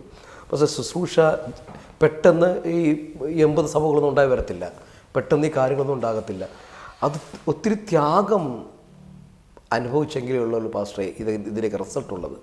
അങ്ങനെ എടുത്തു പറയുന്ന എന്തെങ്കിലും ത്യാഗങ്ങൾ കൂടെ പാസ്റ്റർ കടന്നു പോയിട്ടുണ്ടോ? അങ്ങനെ വളരെ സ്പെസിഫിക്കായ അങ്ങനെ ഒരു ത്യാഗിയായ ഒരു മനുഷ്യനൊന്നുമല്ല ഞാൻ. എന്നാൽ വളരെ സമയം, എൻ്റെ ജീവിതത്തിൻ്റെ വളരെ നല്ല സമയം യാത്രകൾക്ക് വേണ്ടിയും സുവിശേഷകന്മാരെ ഉറപ്പിക്കാനും, പ്രതിസന്ധികളുണ്ടായാൽ ഓടിച്ചെല്ലാനും, ജയിലിൽ നിന്ന് അവരെ ഇറക്കിക്കൊണ്ടുവരാനും, അവരുടെ കൂടെ നിൽക്കാനും ഒക്കെ, ഇങ്ങനെ കൂടെ നിൽക്കാൻ ഒരു കൃപ ദൈവം എനിക്ക് തന്നിട്ടുണ്ട്. ഞാൻ എൻ്റെ ജീവിതത്തെ ഈ കാര്യത്തിന് ഇൻവെസ്റ്റ് ചെയ്യാൻ ദൈവം എനിക്കൊരു കൃപ തന്നിട്ടുണ്ട്. അല്ലാതെ വലിയൊരു ത്യാഗവും, അതൊരു ത്യാഗമാണ്. ഈ മേഖലയിൽ പിടിച്ച് കൊണ്ടുവരിക എന്നുള്ളത് ത്യാഗമാണ്. അതുപോലെ പാസ്റ്റർ, ഞാൻ അടുത്തൊരു ചോദ്യം ചോദിക്കുക. നമ്മുടെ മിനിസ്ട്രിയിൽ ഒത്തിരി അഭിഷക്തന്മാർ അഭിമുഖീകരിക്കുന്ന മറ്റൊരു പ്രശ്നമാണ് ശുശ്രൂഷ മധ്യത്തിൽ എന്തെങ്കിലും ഒരു തകർച്ച ഉണ്ടായാൽ കുറച്ച് പേർ അതോടുകൂടെ മിനിസ്ട്രിയെ ഉപേക്ഷിക്കുകയാണ്. ചിലർ പ്രാർത്ഥിച്ചും ഉപവസിച്ചും ദൈവസ്ഥലും വീണ്ടും തിരിച്ച് കയറി വരാറുണ്ട്. അങ്ങനെ എന്തെങ്കിലും ജീവിതത്തിൽ ഉടയ്ക്കപ്പെട്ട എന്തെങ്കിലും അനുഭവങ്ങൾ പാസ്റ്റർ ജീവിതത്തിൽ ഉണ്ടായിട്ടുണ്ടോ? നിരവധി. ഈ പരിപാടിയെല്ലാം വിട്ടു പോകാൻ പല പ്രാവശ്യം ഞാൻ മനസ്സുകൊണ്ട് തീരുമാനിച്ച ദിവസങ്ങൾ എൻ്റെ ജീവിതത്തിലുണ്ട്. വേദനിക്കുന്ന അനുഭവങ്ങൾ, മറ്റ് പ്രതികൂല സാഹചര്യങ്ങളൊക്കെ പലപ്പോഴും ഇത് മതി, നന്നായി ചെയ്തു, ഇനി മതി, സ്വരം നല്ലപ്പോഴേ പാട്ട് നിർത്തുക എന്നൊക്കെ തോന്നിയ അനുഭവങ്ങളുണ്ട്. എന്നാൽ ദൈവാത്മാവ് എന്നെ വിട്ടില്ല. ഞാനൊരു ഉദാഹരണം പറയാം. ഞാൻ വിദേശത്തായിരുന്ന സമയത്ത് സഭയിൽ ഒരു ഇഷ്യൂ ഉണ്ടായി. ഞാനറിയാത്ത കാര്യങ്ങൾ ആരോപിക്കപ്പെട്ടു. അപ്പോൾ ഇവിടുന്ന് ഓടിപ്പോകാൻ ഞാൻ തീരുമാനിച്ചു. ഞാനിവിടെ വന്നിട്ട് ഈ ഔട്ട് സ്റ്റേഷനുകൾ അന്ന് 3-4 ഉള്ളൂ. അവിടെയൊക്കെ ഒന്ന് പോയി വന്നു കഴിഞ്ഞപ്പോൾ ആ ബസ് യാത്രയിൽ ദൈവാത്മാവിനോട് ഇടപെട്ടു. ഇത്രയും വേലയുള്ളപ്പോൾ നീ എവിടെയാണ് പോകുന്നത്? ആ ശബ്ദം എന്നെ വീണ്ടും ഈ വേലയിൽ മുന്നോട്ട് കൊണ്ടുപോകാൻ എന്നെ ഉറപ്പിച്ച് നിർത്തി ഇന്നും കൊണ്ടുപോയിക്കൊണ്ടിരിക്കുന്നു. പലപ്പോഴും വേദനിക്കുന്ന അനുഭവങ്ങൾ ഉണ്ട്. എന്തിനേതൊക്കെ ചെയ്യണം, മതി എന്ന് തോന്നുന്ന ചില സന്ദർഭങ്ങളും ഉണ്ട്. എന്നാൽ കർത്താവ് ഓരോ സമയങ്ങളിലും, വിശേഷാൽ എൻ്റെ യാത്രകളിൽ എന്നെ തൊടും, എന്നോട് സംസാരിക്കും, ഞാനപ്പോൾ കരയും, ധൈര്യപ്പെടുത്തും. അങ്ങനെ കർത്താവ് എന്നെ കൊണ്ടുപോകും. പക്ഷെ അതുപോലെ തന്നെ ഇത്രയും ദീർഘവർഷം കർത്താവ് വേല ചെയ്യുമ്പോൾ ജീവിതത്തിൽ ഒത്തിരി അനുഭവങ്ങൾ ഉണ്ട്. എല്ലാവർക്കും ഉണ്ട് പാസ്റ്റർക്കും ഉണ്ടായിട്ടുണ്ടാകാം. അപ്പോൾ ഞങ്ങളുടെ പ്രേക്ഷകർക്ക് വേണ്ടി മറക്കാൻ പറ്റാത്തൊരനുഭവം ചുരുക്കത്തിൽ ഒന്ന് ഷെയർ ചെയ്യാമോ? ഞാൻ കൂർഗിൽ കർത്താവ് ഞങ്ങളെ അനുഗ്രഹിച്ചു. വളരെ പ്രോസിക്യൂഷനുള്ളൊരു സ്ഥലമാണ് കൂർഗ്. ഞാനിത് അനുഭവിക്കാൻ തുടങ്ങിയിട്ട് ഇപ്പോൾ നിങ്ങൾക്ക് കർണാടകത്തിലെ പ്രോസിക്യൂഷനെ കുറിച്ച് കേൾക്കുന്നത് 2008 ഞാനതിനു മുൻപേ പ്രോസിക്യൂഷനെ അനുഭവിക്കേണ്ടി വന്ന ഒരു വ്യക്തിയും എന്നോട് കൂടിയുള്ള സഹപ്രവർത്തകരിൽ, വിശേഷാൽ കൂർഗിലുള്ളവരിൽ എല്ലാവരും തന്നെ ജയിലിൽ കിടന്നവരുമാണ്, മർദ്ദനമേറ്റവരാണ്. ഞാൻ അവരെ ഓർത്ത് ദൈവത്തിന് സ്തോത്രം ചെയ്യുന്നു. അങ്ങനെയുള്ള നല്ല പ്രവർത്തകരെ കർത്താവ് എനിക്ക് തന്നു. ഒരിക്കൽ കൊടിലിപ്പെട്ട് എന്ന് പറയുന്ന സ്ഥലത്ത് അവിടെ ഒരു നദിയുണ്ട്. ഒരു കാട്ടിനുള്ളിലൂടെ പോയി, കാരണം അവിടെ രഹസ്യമായിട്ട് സ്നാനം നടത്തണം. ഈ ഇപ്പോഴത്തെ കോണ്ടസ്റ്റിൽ ഇതെല്ലാം പറയാവുമെന്ന് എനിക്കറിഞ്ഞുകൂടാ, എന്നാലും ഞാൻ പറയാം. അപ്പോൾ സ്നാനം നടത്താൻ ഞങ്ങൾ പോയി. ചിലരിത് വീക്ഷിച്ചു. അവർ ഞങ്ങളെ ഫോളോ ചെയ്യുന്നത് ഞങ്ങൾ അറിഞ്ഞില്ല. 7 പേരുടെ സ്നാനമായിരുന്നു. ഞാൻ 6 പേരെ സ്നാനപ്പെടുത്തി. അപ്പോൾ നമ്മൾ ഓരോ സ്നാനം കഴിഞ്ഞിട്ട് ഇങ്ങനെ നോക്കുമ്പോൾ ദൂരെ നിന്ന് ഒരു പറ്റം ആളുകൾ വരുന്നത് ഞാൻ കണ്ടു. അവർ നടന്നെടുത്തു. അവരുടെ കൈകളിൽ വടികളുണ്ടായിരുന്നു, കത്തിയുണ്ടായിരുന്നു, വെട്ടാനുള്ള. അവരടുത്ത് വന്ന് അവരെ കയ്യും കെട്ടി ഇങ്ങനെ നിൽക്കുകയാണ്. ഞാൻ 7ാമത്തെ ആളെ സ്നാനത്തിനിങ്ങനെ നടന്നു വരുമ്പോൾ ഞാൻ പറഞ്ഞു, ഇല്ല, തിരിച്ചു പൊക്കോളൂ. ഞാനിങ്ങനെ നിൽക്കുകയാണ്. അപ്പോൾ ഞാൻ ദൈവത്തോട് പ്രാർത്ഥിക്കാൻ തുടങ്ങി. യൂഷ്വലി ചെറിയ കാര്യങ്ങളിൽ പേടിക്കുന്ന ഒരാളാണ് ഞാൻ. പക്ഷെ അന്ന് ദൈവം എനിക്ക് അസാമാന്യമായൊരു ധൈര്യം തന്നു. എന്നിട്ട് ഞാൻ ദൈവത്തോട് പറഞ്ഞു, കർത്താവ്, ഇതെൻ്റെ അവസാനത്തെ നിമിഷമാണെങ്കിൽ എൻ്റെ കുറവുകളൊക്കെ ക്ഷമിക്കണേ. ഞാൻ നിൻ്റെ സന്നിധിയിൽ വരാൻ തയ്യാറാണ്. എനിക്കെങ്ങനെയാണ് ധൈര്യം കിട്ടിയെന്ന് എനിക്ക് അറിഞ്ഞുകൂടും. പെട്ടെന്ന് ഒരാത്മശക്തി എൻ്റെ മേൽ വ്യാപരിച്ചു. ഞാൻ അന്യഭാഷകളിൽ ദൈവത്തിന് സ്തോത്രം ചെയ്തുകൊണ്ട് നടന്ന് ഈ സംഘത്തിൻ്റെ അടുക്കിലേക്ക് ചെന്നു. അതിൽ മെയിൻ കത്തിയായിട്ട് നിൽക്കുന്ന പ്രായമുള്ള മനുഷ്യൻ്റെ തോളിൽ തട്ടിയിട്ട്, അണ്ണാ, നിമകേൻ ബേക്കു, നിനക്ക് എന്ത് വേണം? അയാൾ പറഞ്ഞു, ഈ ചെയ്യുന്നത് ശരിയാണോ? നീ മതാന്തരം ചെയ്യുന്നു. ഞാൻ പറഞ്ഞു, ഞങ്ങളുടെ ദൃഷ്ടിയിൽ ഇത് ശരിയാണ്. നിങ്ങളുടെ ദൃഷ്ടിയിൽ നിങ്ങൾക്ക് വിഷമമാണെങ്കിൽ നിർത്തി. ഒരു ഇഷ്യൂവിന് ഞങ്ങളില്ല, ഒരു ആർഗ്യുമെൻറ്റിന് ഞങ്ങളില്ല. അപ്പോൾ എന്ന് പറഞ്ഞ് അദ്ദേഹം ഞങ്ങളെ വിട്ടു. പക്ഷേ എന്നോട് കൂടെ സ്നാനപ്പെട്ട സഹോദരിമാർ അവർ പറഞ്ഞു, ഞങ്ങളുടെ ഇഷ്ടമാണ്, നീ ആരാ ചോദിക്കാൻ? നീ വിട്ടുവോ? വിട്ട്. ഞാൻ പറഞ്ഞു, അങ്ങനെയൊന്നും പറയാൻ പാടില്ല. അങ്ങനെ ഞങ്ങൾ കുറച്ച് ദൂരം പോയപ്പോൾ ഇവർക്ക് മനസ്സിലായി ഞങ്ങൾ പിടിവിട്ട് പോയെന്ന്. അവർ ഞങ്ങളെ വീണ്ടും ഫോളോ ചെയ്തു വേഗത്തിൽ. ഞങ്ങൾ വാഹനം കയറിപ്പോയി. പക്ഷേ ഞങ്ങളുടെ പേരിൽ കേസ് കൊടുത്തു. പോലീസ് സ്റ്റേഷനിൽ പോകേണ്ടി വന്നു. പിന്നത്തേതിൽ ദൈവം ഞങ്ങൾക്ക് സ്ഥലം വാങ്ങാൻ, ഹോള് പണിയാൻ, സ്നാനത്തൊട്ടി പണിയാൻ, ആ നദിയിൽ തന്നെ വീണ്ടും മുക്കാൻ, അനേകരെ സ്നാനപ്പെടുത്താൻ കർത്താവ് കൃപ തന്നു. എനിക്ക് മറക്കാൻ കഴിയാത്ത ആ പ്രോസിക്യൂഷൻ അനുഭവം. അതിലേറ്റവും പ്രധാനപ്പെട്ടത് എനിക്ക് എങ്ങനെ ധൈര്യം കിട്ടിയെന്ന് ഇപ്പോഴും അറിഞ്ഞുകൂടാ. ദൈവം ഒരു കൃപ തന്ന്, ധൈര്യം തന്ന്, എൻ്റെ ആത്മാവിനാൽ എന്നെ നിറച്ച് ഇവരോട് സംസാരിപ്പാൻ, എന്നെ മാത്രമല്ല എൻ്റെ കൂടെയുള്ള ഫ്രെഡി പാസ്റ്റർ, മോഹൻ എന്ന് പറയുന്നൊരു ദൈവദാസൻ, ഞങ്ങളെല്ലാവരും കൂടെ ഒരുമിച്ച് ടീമായി നിന്ന് ആ കാര്യത്തെ ഫേസ് ചെയ്യാൻ കർത്താവ് കൃപ തന്നു. മറക്കാൻ കഴിയാത്ത അനുഭവങ്ങളിൽ ഒരു അനുഭവം ഇതാണ്. സന്തോഷം പാസ്റ്ററെ. അതുപോലെ പാസ്റ്ററെ, ജീവിതത്തിൽ വ്യക്തമായിട്ട് വെളിപ്പെട്ട ഒരു ദൈവിക കരുതൽ, അതിനെക്കുറിച്ചൊന്ന് ഷെയർ ചെയ്യാം. സ്തോത്രം. പല തരത്തിൽ ദൈവം എന്നെ കരുതിയിട്ടുണ്ട്. തീർച്ചയായിട്ടും. വിശേഷാൽ ഈ ചർച്ച് പ്ലാന്റിങ്ങിനോടുള്ള ബന്ധത്തിൽ ഓരോ പുതിയ സ്ഥലങ്ങളിലേക്കുള്ള വഴികൾ ഒരു കരുതലായിട്ട് ഞാൻ കണ്ടിട്ടുണ്ട്. അതിൻ്റെ സോഴ്സുകളുടെ കരുതൽ ഞാൻ കണ്ടിട്ടുണ്ട്. കാരണം ഇപ്പോൾ ഒരു വാടകയ്ക്ക് വീടെടുക്കണമെങ്കിൽ പൈസ വേണം, ലീസിന് വീട്.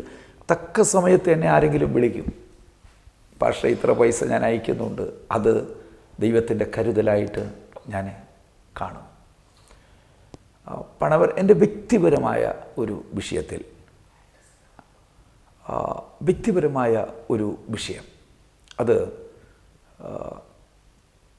പണപരമായി ഞാൻ വളരെ എന്ത് ചെയ്യണമെന്നറിയാതെ കടം വാങ്ങാം എന്ന് ഞാൻ ചിന്തിച്ച അനുഭവങ്ങളുണ്ട്. ഞാൻ കടം വാങ്ങുമായിരുന്നു. എന്നാൽ സുവിശേഷ വേലയ്ക്ക് ഇറങ്ങി ചില കാലങ്ങൾക്കുള്ളിൽ എനിക്ക് വലിയ നഷ്ടമുണ്ടായി. പലിശയുടെ മേൽ പലിശ കൊടുത്ത് വലിയ നഷ്ടക്കച്ചവടം സംഭവിച്ച ഒരു കാലഘട്ടം. അന്ന് ദൈവാത്മാവിനോട് ഇടപെട്ടു. അന്ന് ഞാനൊരു തീരുമാനമെടുത്തു, ഇനി മേലിൽ കടം വാങ്ങില്ല. ആ തീരുമാനം ഇന്ന് വരെ പാലിക്കാൻ കർത്താവ് കൃപ തന്നു. ഇങ്ങനെ ഇരിക്കുകയാണ് എൻ്റെ മകൻ്റെ വിവാഹം വന്നത്. അപ്പോൾ വിവാഹത്തിന് എനിക്ക് പണത്തിൻ്റെ ആവശ്യമുണ്ട്. അപ്പോൾ ഞാൻ വിചാരിച്ചു കടം വാങ്ങാം. അപ്പോൾ ഒരു മനുഷ്യൻ എനിക്ക് വളരെ പണം തരാനുണ്ട്. ആ മനുഷ്യൻ, അപ്പോൾ ഞാൻ എൻ്റെ മകൻ്റെ നിയുക്ത വധുവിനെ കണ്ടു, ഗുജറാത്തിൽ ചെന്ന് കണ്ട് ഞാൻ ഫ്ലൈറ്റ് കയറാൻ നിൽക്കുന്ന സമയത്ത് I received A message, dear pastor, ഞാൻ ഇത്രയും ലക്ഷം നിങ്ങൾക്ക് തരാനുണ്ട്, ഞാനതിപ്പോൾ ട്രാൻസ്ഫർ ചെയ്യുന്നു. ഒരിക്കലും കടം വാങ്ങാതെ വണ്ണം ആ വിഷയം കൂടെ ഈ അടുത്ത് കർത്താവ് എനിക്ക് നൽകി തന്നു. പണമെന്ന വിഷയത്തിൽ വിശ്വസ്തനായിരിക്കാൻ കർത്താവ് എനിക്ക് കൃപ തന്നിട്ടുണ്ട്. ഒരിക്കൽ പോലും ഇന്ത്യ പെന്തക്കോസ്ത് ദൈവസഭ കർണാടക സ്റ്റേറ്റിൻ്റെ ഒരു ലോക്കൽ സഭയായ കരിസ്മയിലെ അക്കൗണ്ടിൽ പണം, ആവശ്യത്തിന് പണം വരാത്ത ഒറ്റ മാസവുമില്ല. എവിടുന്നാണ് വരുന്നത്, എങ്ങനെയാണ്? It will be field. നമ്മളത് ചിലവാക്കുന്നു, വീണ്ടും വന്ന് അത് നിറയുന്നു. ദൈവത്തിൻ്റെ വലിയ വിശ്വാസം, എന്നോടുകൂടുള്ള വിശ്വാസികൾ ആ കാര്യങ്ങളിൽ സഹകരിക്കുന്നു. എനിക്കറിഞ്ഞൂടെ ആര് തരുന്നു, കൂടുതൽ തരുന്നു, കുറവ് തരുന്നു, ഈ കണക്കൊന്നും എന്നെ ബാധിക്കുന്നില്ല. പക്ഷേ ദൈവത്തിൻ്റെ കരുതൽ ഈ പണപരമായ വിഷയങ്ങളിൽ ഞാൻ അത്ഭുതകരമായി കണ്ടിട്ടുണ്ട്. സ്തോത്രം. അതുപോലെ തന്നെ പാസ്റ്റർ ബൈബിൾ കോളേജ് പഠിപ്പിക്കുകയും ചെയ്യുന്നുണ്ടല്ലോ. എത്ര വർഷമായി പഠിപ്പിക്കുന്നുണ്ട്? ഞാൻ പഠിച്ചു കഴിഞ്ഞ് ഇമ്മീഡിയറ്റ് കർത്താവിൻ്റെ വില്യദാസൻ ടി ജോസഫ് പാഷ പറഞ്ഞ് പഠിപ്പിച്ചോളാൻ. അന്ന് മുതൽ ഇന്ന് വരെ അപ്പോസ്തല പ്രവൃത്തി എന്നുള്ള വിഷയമാണ് പഠിക്കുന്നത്. ഞാൻ പഠിപ്പിക്കുന്നത്, ഞാൻ പഠിക്കുന്നുകൊണ്ട് അതിൽ സ്പെഷ്യലൈസ് ചെയ്തിരിക്കുന്ന വിഷയം അപ്പോസ്തല പ്രവൃത്തിയാണ്. എന്നെ വളരെ സ്വാധീനിക്കുന്ന ഒരു പുസ്തകമാണ് അപ്പോസ്തല പ്രവൃത്തി. അതാണ് ഈ മിഷൻ പ്രവർത്തനങ്ങൾക്ക് ഉള്ളൊരു ചാലകശക്തിയായിട്ട് എൻ്റെ കൂടെ ഉള്ളത്. അനേക കന്നഡ കുട്ടികളെ പഠിപ്പിക്കാൻ, ഫീൽഡിലേക്ക് അയക്കാൻ ഒക്കെ എൻ്റെ പ്രസ്ഥാനത്തിൻ്റെ സഹായത്തോടെ ദൈവം എന്നെ ബലപ്പെടുത്തുന്നുണ്ട്. പാസ്റ്ററെ, കുടുംബത്തെക്കുറിച്ച്, ഭാര്യ, മക്കൾ? എനിക്ക് എൻ്റെ വൈഫ് ഷൈനി എന്നോടുകൂടെ സുവിശേഷ വേലയിൽ കൈത്താങ്ങലായിട്ട് നിൽക്കുന്നു. 2 മക്കൾ. അതിൽ മൂത്തവനെ കർത്താവിൻ്റെ വേലയ്ക്ക് വേണ്ടി കർത്താവ് വിളിച്ചു. EU എന്ന് പറയുന്ന ഒരു പ്രസ്ഥാനത്തിൽ തന്നെ ജോലി ചെയ്തു. ഇപ്പോൾ വീണ്ടും MTH പഠിക്കാൻ സാക്സിൽ ജോയിൻ ചെയ്തിരിക്കുന്നു. രണ്ടാമത്തെ മകനെ അവൻ്റെ എഞ്ചിനീയറിംഗ് കഴിഞ്ഞു. അവൻ്റെ എഞ്ചിനീയറിംഗ് കാലഘട്ടത്തിൽ ICPFൻ്റെ ആ കോളേജിലെ ലീഡറായിട്ട് അവൻ വർക്ക് ചെയ്യായിരുന്നു. ഇപ്പോൾ അവൻ്റെ കോഴ്സ് കംപ്ലീറ്റ് ചെയ്തു. ഒരു ജോലിക്ക് വേണ്ടി അന്വേഷിച്ചുകൊണ്ടിരിക്കുന്നു. അങ്ങനെ കുടുംബമായിട്ട് ഞങ്ങൾ സുവിശേഷ വേലയിൽ. പിതാവ് സുവിശേഷ വേല, പിതാവിൻ്റെ പിതാവ് സുവിശേഷ വേലക്കാരൻ, എൻ്റെ ഫാദർ സുവിശേഷ വേലക്കാരൻ, ഞാൻ സുവിശേഷക്കാരൻ, എൻ്റെ മകനും മരുമകളും ഈ വേലയിൽ നിരതരായിരിക്കുന്നു എന്നുള്ളത് വളരെ അഭിമാനത്തോടെ എനിക്ക് പറയാൻ കഴിയും. ദൈവത്തിന് സ്തോത്രം. സ്തോത്രം. ആമേൻ. Aunty, praise the lord. Praise the lord. ദീർഘവർഷം കർത്താവിൻ്റെ ദാസൻ്റെ കൂടെ ചേർന്ന് കർത്താവിൻ്റെ വേലിൽ കൈത്താങ്ങൽ കൊടുക്കുന്ന ഒരാളാണല്ലോ. ജീവിതത്തിൽ ഈ ശുശ്രൂഷയിൽ മറക്കാനാവാത്ത എന്തെങ്കിലും അനുഭവം ഉണ്ടെങ്കിൽ ഞങ്ങളുടെ പ്രേക്ഷകരുമായി ഒന്ന് പങ്കുവയ്ക്കാം. Praise the lord. കൂർഗിൽ പാസ്റ്റർമാരെ എല്ലാവരെയും അത് ജയിലിൽ അടച്ചൊരു സമയത്ത് ഞാൻ ഒറ്റയ്ക്ക് വീട്ടിലായിരുന്നപ്പോൾ ഞാൻ ദൈവത്തോട് പറഞ്ഞു, ദൈവമേ, നിനക്ക് വേണ്ടി തടവിലാകാൻ, മരിക്കാനും ഞാൻ തയ്യാറാണ് എന്ന് പറഞ്ഞു. ഞാൻ പറഞ്ഞ അതേ സെൻറ്റൻസ് ഒരു ക്വസ്റ്റ്യൻ മാർക്കോടെ ദൈവം എന്നോട് ചോദിച്ചു, എനിക്ക് വേണ്ടി മരിക്കാനും നീ തയ്യാറാണോ? ആ ക്വസ്റ്റ്യൻ മാർക്ക് എനിക്ക് കാണാൻ പറ്റി. ഞാൻ ബൈബിളിൽ ആ വേർഡ് തപ്പിയെടുത്തു. പത്രോസ് പറയുകയാണ്, കർത്താവേ, നിനക്ക് വേണ്ടി തടവിലാകുവാനും മരിക്കുവാനും ഞാൻ തയ്യാറാണ്. അതിൻ്റെ കർത്താവിൻ്റെ ആൻസർ, ആ ആൻസറിലുള്ള എക്സ്ക്ലമേഷൻ മാർക്ക്, ക്വസ്റ്റ്യൻ മാർക്ക് എനിക്ക് കാണാൻ പറ്റി. ഞാൻ ഏറ്റവും അധികം കരഞ്ഞൊരു ദിവസമായിരുന്നു അന്ന്. ഞാൻ കർത്താവ് ആഗ്രഹിക്കുന്ന നിലവാരത്തിൽ എനിക്ക് എത്താൻ പറ്റിയില്ല, ഞാനൊരു ഫെയിലറാണെന്ന് എനിക്ക് മനസ്സിലായി. അന്ന് ഞാൻ ദൈവസന്നിധിയിൽ സറണ്ടർ ചെയ്തു. ഫ്രെഡി പാസ്റ്ററോട് ഞാൻ ചോദിച്ചു, ജയിലിൽ എങ്ങനെയുണ്ടായിരുന്നു? ഒത്തിരി ബുദ്ധിമുട്ടായോ? ബുദ്ധിമുട്ടിച്ചൊന്നുമില്ല, അടിച്ചൊന്നുമില്ല. പക്ഷേ ആ പ്ലേറ്റിൽ, ചോറ് തരുന്ന പ്ലേറ്റിൽ എനിക്കെൻ്റെ പേരെഴുതാൻ പറ്റുമായിരുന്നു. അത്ര എണ്ണമയായിരുന്നു. അതൊരു അനുഭവമായിരുന്നു എന്ന് പറഞ്ഞു. അത് എൻ്റെ ജീവിതത്തിലെ ഒന്നുകൂടി ദൈവത്തിന് വേണ്ടി പ്രയോജനപ്പെടുവാൻ ആ ഒരു ഇൻസിഡൻറ്റ് എനിക്ക് മുഖാന്തരമായി തീർന്നു. നമ്മുടെ ശുശ്രൂഷ മേഖലകളിൽ ധാരാളം സഹോദരിമാർ എന്തെങ്കിലും പ്രശ്നങ്ങൾ വരുമ്പോൾ മാനസികമായി തകർന്നിരിപ്പുണ്ട്. എങ്ങനെയാണ് ഇങ്ങനത്തെ വിഷയങ്ങൾ വരുമ്പോൾ ആൻറ്റി ആത്മീയത്തിൽ ബലപ്പെടുന്നത്? ശുശ്രൂഷന്മാരുടെ ഭാര്യമാരോട് എനിക്ക് പറയാനുള്ളത്, ഞാൻ ശുശ്രൂഷയുടെ ആരംഭഘട്ടത്തിൽ എനിക്ക് ബൈബിളിൽ നിന്നൊന്നും പറയാൻ അറിയില്ലായിരുന്നു. എന്നാലും ചർച്ചിൽ ആദ്യമായിട്ട് വരുന്ന ഒരു വിശ്വാസി, പുതിയതായിട്ട് വരുന്ന ഒരു വ്യക്തി എൻ്റെ ഒരു വാക്കുകൊണ്ട് തിരിച്ചു പോകാനിട വരരുത്, നിത്യത നഷ്ടപ്പെടരുത് എന്നൊരു തീരുമാനം ഞാൻ കുഞ്ഞിലേ എടുത്തിരുന്നു.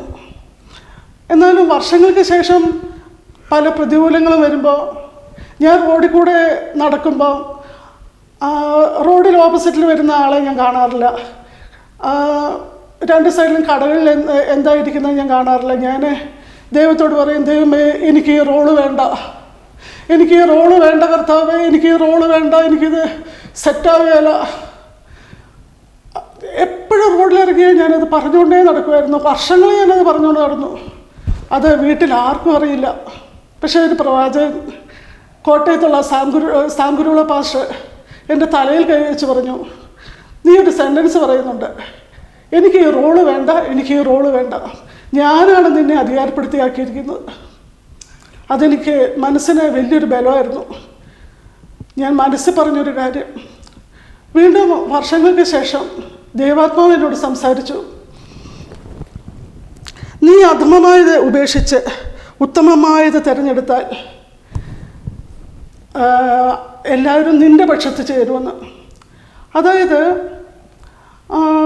ഞാൻ വേണ്ടാത്ത കാര്യങ്ങൾ, വേസ്റ്റായിട്ടുള്ള കാര്യങ്ങൾ സംസാരിക്കുന്നത് നിർത്തി ഉത്തമമായത് സംസാരിച്ചാൽ എനിക്ക് ദൈവത്തിൻ്റെ വാ പോലെ ആകാൻ പറ്റും. അതായത് ലൈക്ക് ഗോഡ്സ് മൗത്ത്, ദൈവത്തിൻ്റെ സ്പോക്സ്മാൻ ആകാൻ പറ്റും എന്ന് ദൈവം എന്നോട് വ്യക്തമായിട്ട് സംസാരിച്ചു. അതെൻ്റെ ജീവിതത്തിലെ ഒരു ടേണിംഗ് പോയിൻ്റ് ആയിരുന്നു. പാസ്റ്ററെ, ഞാൻ അവസാനമായി ഒരു കാര്യം ചോദിച്ചോട്ടെ. ഞങ്ങൾക്ക് ധാരാളം, നമുക്കറിയാം, ശുശ്രൂഷകന്മാർ ബൈബിൾ കോളേജിൽ പഠിച്ചിറങ്ങുന്നുണ്ട്. പലരും കുറേ പേർ കർത്താവിന് പ്രയോജനപ്പെടുന്നുണ്ട്. കുറച്ച് പേർ പ്രയോജനപ്പെടുന്നോ എന്ന് ചോദിച്ചാൽ അറിയത്തില്ല. പക്ഷേ വ്യക്തമായിട്ടുള്ള ഗൈഡൻസ് ഇല്ലാത്തത് കൊണ്ടോ മറ്റെന്തെന്ന് അറിയത്തില്ല, പ്രയോജനപ്പെടാത്ത ഒത്തിരി ശുശ്രൂഷ യൗവനക്കാരുണ്ട്. പാസ്റ്ററിൻ്റെ ദീർഘ വർഷത്തെ അനുഭവത്തിൽ നിന്ന് ഈ സഭാ സ്ഥാപനത്തോടും സുവിശേഷീകരണത്തോടുള്ള ഒരു ചെറിയ സന്ദേശം അവരോട് ഷെയർ ചെയ്യാം. ദൈവത്തിന് ഉപയോഗിക്കാൻ പറ്റാത്ത ആരുമില്ല. കുറച്ച് പേര് നന്നായി പ്രയോജനപ്പെടുന്നു. കുറച്ച് കഴിയുമ്പോൾ ഈ വിത്ത് അകത്തുള്ളിടത്തോളം കാലം അവർക്ക് മടങ്ങി വന്നേ പറ്റുള്ളൂ. അല്ലെങ്കിൽ ഇതിനോട് എതിർത്ത് നിൽക്കുന്നവരായിരിക്കണം. ബൈബിൾ കോളേജിൽ പഠിച്ച ഓരോരുത്തരും ഉപയോഗിക്കപ്പെടേണ്ടവരാണ്. ആരും എഴുതി തള്ളപ്പെടേണ്ടവരല്ല. എൻ്റെ അനുഭവത്തിൽ സ്റ്റാർട്ടിങ്ങിൽ അവർ വന്നില്ലെങ്കിലും കുറച്ച് കഴിയുമ്പോൾ അവർ ഈ വേലയിലേക്ക് ദൈവം അവരെ ചെവിക്ക് പിടിച്ച് കൊണ്ടുവരുന്നത് ഞാൻ കണ്ടിട്ടുണ്ട്. ചിലർ പ്രയോജനപ്പെടാതെ പോയിട്ടുമുണ്ട്. എല്ലാവരും പ്രയോജനപ്പെടാറില്ല. അതൊരു ഫാക്റ്റാണ്. അല്ല, അവരോടുള്ള സന്ദേശം എന്താണ്? റൈറ്റ്. വളരെ അനുഗ്രഹിക്കപ്പെട്ടൊരു ചോദ്യം എന്നോട് ചോദിച്ചത്. ആ സന്ദേശം പറയാൻ എനിക്ക് സന്തോഷമുണ്ട്. Each and every pastor or a evangelist അവർ നെക്സ്റ്റ് ജനറേഷനെ ഡെവലപ്പ് ചെയ്തെടുക്കണം. ഒരു സഭയിൽ നിന്ന് ഒരു വർഷം ഒരു സുവിശേഷകനെങ്കിലും പുറത്തിറങ്ങിയില്ലെങ്കിൽ ഈ കമ്പനി നഷ്ടക്കച്ചവടമാണ്. ഒരു വർഷം ഒരു സഭയിൽ നിന്ന് ഒരു സുവിശേഷകൻ ജോലിയോടുകൂടിയോ ജോലി കൂടാതെ എങ്ങനെയോ ഒരു മിഷണറി പുറത്തു വരുന്നില്ലെങ്കിൽ പ്രൊഡക്ഷൻ ഇല്ലാത്ത ഒരു ഫാക്ടറിയെ പോലെയാകും നമ്മുടെ സഭകൾ. ഒന്ന്. രണ്ട്, ഈച്ച് ആൻഡ് എവറി ലോക്കൽ ചർച്ചിന് മിനിമം 1, 2, 3 ഔട്ട് സ്റ്റേഷനുകൾ ഉണ്ടാകണം. സോ സഭയിലുള്ളവ അനേകരെ പ്രയോജനപ്പെടുത്തിക്കൊണ്ട് ആ പുതിയ പ്രവർത്തനങ്ങൾ ഡെവലപ്പ് ചെയ്തെടുത്താൽ എവ്രി ഇയർ പുതിയ സഭകൾ ഉണ്ടായിക്കൊണ്ടേയിരിക്കും. അപ്പോൾ സുവിശേഷകന്മാർ പുറത്തു വരണം, ഔട്ട് സ്റ്റേഷനുകൾ പുറത്തു വരണം. ഇതൊരു ഏർലി ചർച്ചിൻ്റെ ഒരു പാറ്റേണാണ്. നോക്കി, യെരുശലേം സഭയ്ക്ക് അന്ത്യോക്യ സഭയുണ്ട്. അന്ത്യോക്യ സഭയിൽ നിന്ന് മിഷണറിമാരെ അയക്കുന്നു. നോക്കുക, ഇതിങ്ങനെ കൈമാറ്റം ചെയ്യപ്പെടേണ്ടതാണ്. എല്ലാ ലോക്കൽ സഭയ്ക്കും ഔട്ട് സ്റ്റേഷനുകൾ ഉണ്ടാകണം. എല്ലാ ലോക്കൽ സഭയിൽ നിന്നും ലേറ്റീസിനെ അല്ലെങ്കിൽ അൽമായരെ സുവിശേഷ വേലയ്ക്ക് എക്യുപ്പ് ചെയ്യണം. ചിലരെ പുറത്തേക്ക് കൊണ്ടുവരത്തക്കവണ്ണമുള്ള മെസ്സേജുകൾ കൊടുത്ത് സുവിശേഷ വേലയ്ക്ക് അയക്കണം. അങ്ങനൊരു ടെൻഡൻസി നമുക്കുണ്ടെങ്കിൽ വിളി കർത്താവിൽ നിന്ന് അവർ കേൾക്കും, അവർ ചെല്ലുന്ന സ്ഥലങ്ങളിൽ അവർ പ്രയോജനപ്പെടും. അങ്ങനെയെങ്കിൽ വേല ശക്തമായിട്ട് വ്യാപരിക്കും. വളരെ ഗൗരവമായിട്ടുള്ള ഒരു കാര്യം പാസ്റ്റർ പറഞ്ഞത്.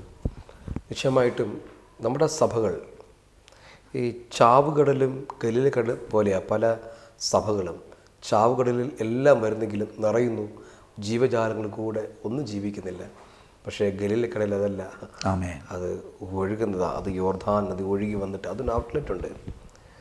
സെയിം വേ കർത്തദാസൻ പറഞ്ഞതുപോലെ നമ്മുടെ സഭയിൽ നിന്ന് ഒരു ഔട്ട് സ്റ്റേഷൻ ഉണ്ടാകുന്നില്ലെങ്കിൽ, അല്ലെങ്കിൽ ശുശ്രൂഷകൾ പുറത്ത് വരുന്നില്ലെങ്കിൽ, നമ്മൾ ദൈവം ആക്കിയിരിക്കുന്ന ആ പദ്ധതിയിൽ നമ്മൾ പരാജയപ്പെട്ടു പോയി എന്നുള്ളതാണ്.